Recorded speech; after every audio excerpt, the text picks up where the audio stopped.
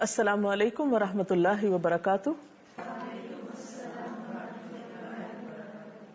نحمده ونصلي على رسوله الكريم اما بعد فاعوذ بالله من الشيطان الرجيم بسم الله الرحمن الرحيم رب اشرح لي صدري ويسر لي امري واحلل عقدة من لساني يفقهوا قولي.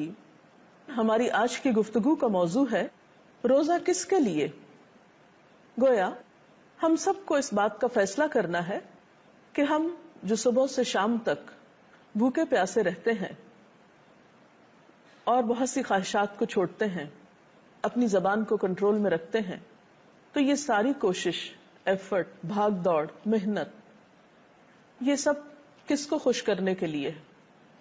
بعض لوگوں کا خیال یہ ہے کہ روزہ صحت کے لیے ایک اچھا ذریعہ ہے، یا بعض اوقات اپنی نیکی کے اظہار کا ایک بہترین طریقہ ہے. لیکن بات یہ ہے کہ روزہ دراصل اللہ رب العزت کے لیے، اس کی خوشنودی کے لیے. اسلام میں کوئی بھی نیک عمل، خواہ وہ چھوٹا ہو یا بڑا ہو، جب تک اس کے پیچھے نیت اچھی نہ ہو، اس کا کوئی اجر نہیں، اس کا کوئی فائدہ نہیں. اللہ سبحانہ وتعالی صرف ہمارے ظاہر کو نہیں دیکھتے، وہ ہمارے دل بھی دیکھتے ہیں، ہمارے سینوں کے اندر چھپی ہوئی نیتوں تک سے واقف ہیں. ایک حدیث میں آتا ہے کہ ان اللہ لا ينظر الى صورکم واموالکم ولکن ينظر الى قلوبکم واعمالکم. اللہ تمہاری صورتوں اور تمہارے مال کو نہیں دیکھتا، بلکہ وہ تو تمہارے دلوں اور تمہارے اعمال کو دیکھتا ہے. اور پھر اعمال بھی وہ جن کے پیچھے نیت اچھی ہو. وہ مشہور حدیث تو آپ سب نے سن رکھی ہوگی کہ انما الاعمال بالنیات، کہ یقیناً اعمال کا دار و مدار نیت پر ہے. نیت کسی بھی عمل کے لیے ایک بنیاد یا فاؤنڈیشن کی حیثیت رکھتی ہے. جس طرح ایک عمارت بنیاد کے بغیر کھڑی نہیں ہو سکتی، خواہ وہ کتنی ہی عالیشان کیوں نہ ہو.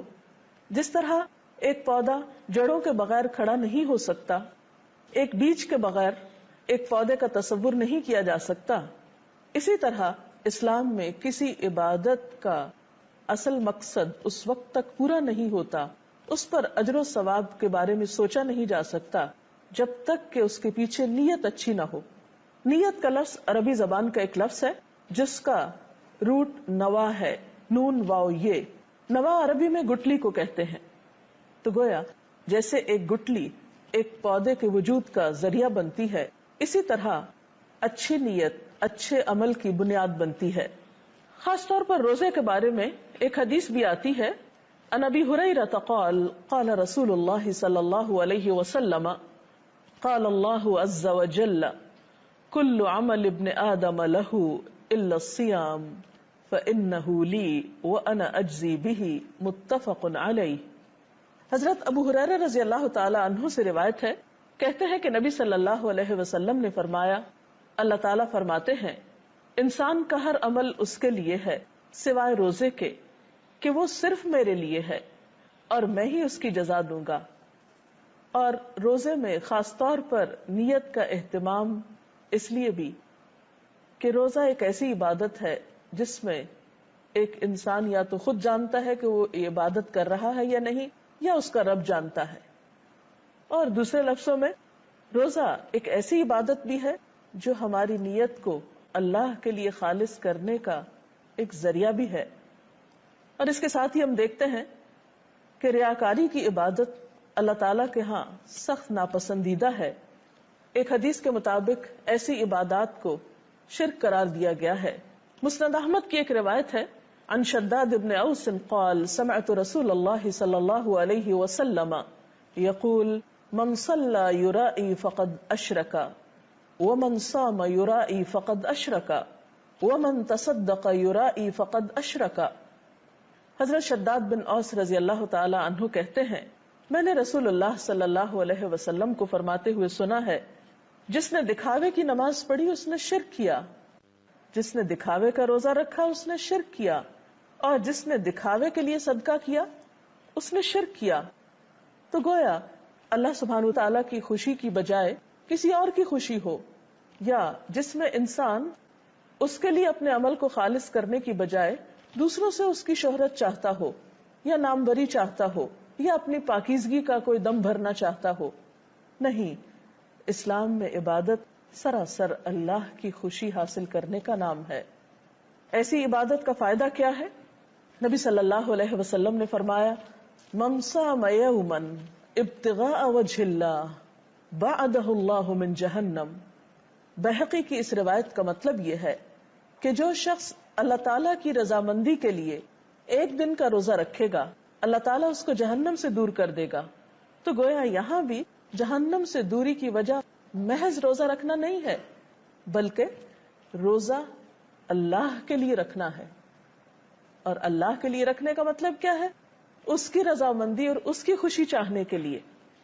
ایک اور حدیث میں آتا ہے نبی صلی اللہ علیہ وسلم نے فرمایا جو شخص لا الہ الا اللہ کہے اور اسی پر اس کا خاتمہ ہو جائے تو وہ جنت میں داخل ہوگا.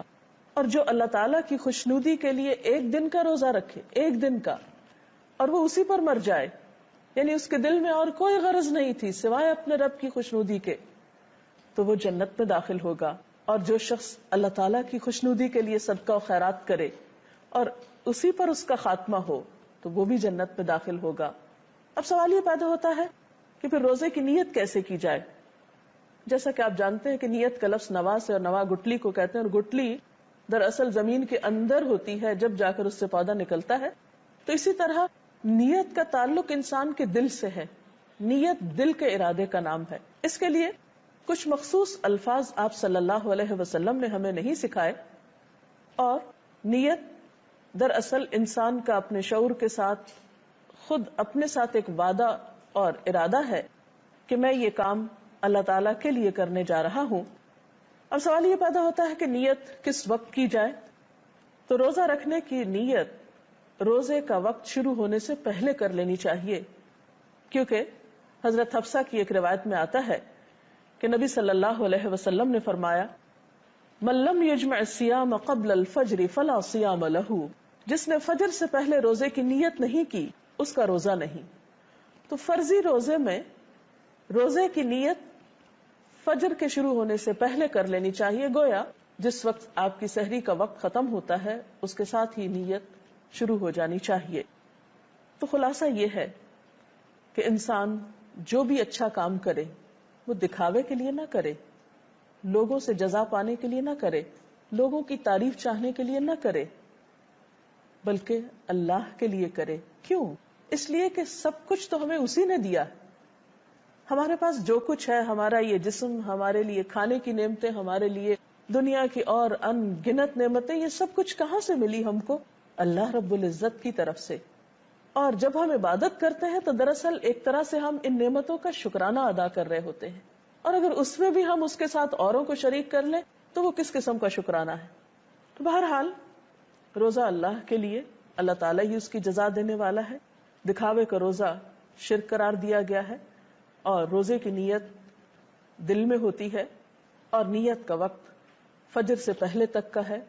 اگر اس کے علاوہ نیت سے متعلق آپ کے ذہن میں کوئی سوال ہو تو آپ کر سکتے ہیں. جی آپ کیجیے سوال. میرا آپ سے سوال ہے کہ روزے کی نیت کا صحیح طریقہ کیا ہے؟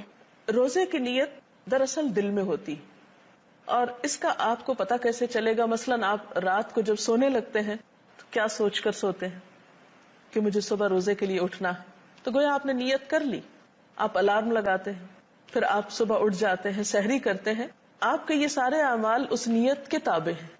ایک تو روزہ رکھنے کی نیت اس طرح ہوگی. دوسرا یہ کہ جب آپ سحری کھا رہے ہوں اور آپ روزے کی حالت میں ہو تو اس وقت نیت کی مزید تجدید کر سکتے ہیں کہ میرا یہ عمل خالصتاً اللہ تعالیٰ کی رضا کے لیے ہے. اور خصوصاً اس وقت جب آپ کو بھوک لگی ہو یا آپ کو روزے کی وجہ سے کسی قسم کی کوئی دقت یا پریشانی ہو رہی ہو تو اس وقت اس تکلیف کے احساس میں پھر اللہ تعالیٰ کی خوشی کے لیے اسے اچھی طرح برداشت کر لیں اور اس کا تذکرہ نہ کریں اور اپنی حالت کو بھی بہتر رکھیں. کیونکہ جو کام اللہ تعالیٰ کے لیے کیا جاتا ہے وہ پھر خوبصورتی سے ہی کیا جانا چاہیے. اور اگر کسی وقت کسی انسان کی کوئی تعریف سن کر دل میں یا نیت میں کوئی خرابی آنے لگے اور انسان کے اندر کسی قسم کی کوئی کجی آنے لگے تو فوراً یاد کر لے اپنا اصل مقصد اور سوچے کہ نہیں، مجھے کسی انسان سے اس کا کچھ ریوارڈ نہیں چاہیے، میں نے تو یہ کام اللہ کے لیے کیا ہے اور اسی سے میں اس کی جزا چاہتا ہوں. جی. جس سے آپ نے بتایا کہ روزہ ہماری نیت کو خالص کرنے کا ایک ذریعہ ہے، تو ہمیں کیسے پتہ چلے گا کہ ہماری نیت خالص ہے؟ بات یہ ہے کہ روزہ آپ کی نیت کو خالص کرنے کا ایک ذریعہ بھی ہے، اور اس میں کوئی شک نہیں، کیونکہ اگر آپ چھپ کر کوئی کھا پی لیتے ہیں تو کسی اور کو پتہ نہیں چل سکتا سوائے اللہ تعالیٰ کے. اس لیے یہ عبادت آپ کی اور اللہ تعالیٰ کے درمیان ہے. اب اس میں یہ ہے کہ آپ کو کیسے پتہ چلے گا کہ آپ کی نیت خالص ہے یا نہیں. تو آپ اپنے لیے ایک معیار مقرر کریں کہ آپ روزے کی حالت میں اپنے آپ کو اللہ تعالیٰ کے کتنا قریب پاتے ہیں، کیونکہ جس کی خوشی مقصود ہوتی ہے اس کی یاد بار بار آتی ہے اور انسان روحانی طور پر اپنے آپ کو اللہ تعالیٰ کے قریب پاتا ہے. تو جتنی زیادہ آپ کی نیت خالص ہوگی اتنا ہی زیادہ آپ کو اللہ تعالیٰ کا قرب محسوس ہوگا، اور آپ کے اپنے اندر ایک فرقان پیدا ہوگا. جیسے کہ ایک آیت میں آتا ہے کہ ان تتقوا اللہ یجعل لکم فرقانا، اگر تمہارے اندر اللہ کا تقوی ہوگا تو وہ تمہارے اندر ایک کسوٹی پیدا کر دے گا، ایک میزان پیدا کر دے گا. جیسے ایک تھرمامیٹر ہوتا ہے بخار کی حرارت کو ناپنے کے لیے، تو بالکل اسی طرح انسان کے اندر بھی اللہ تعالیٰ ایک ایسی سوچ اور ایک ایسا احساس پیدا کر دیتے ہیں کہ جس میں انسان اچھے برے کے فرق کو پہچاننے لگتا ہے. تو یہی فرقان آپ کو بتا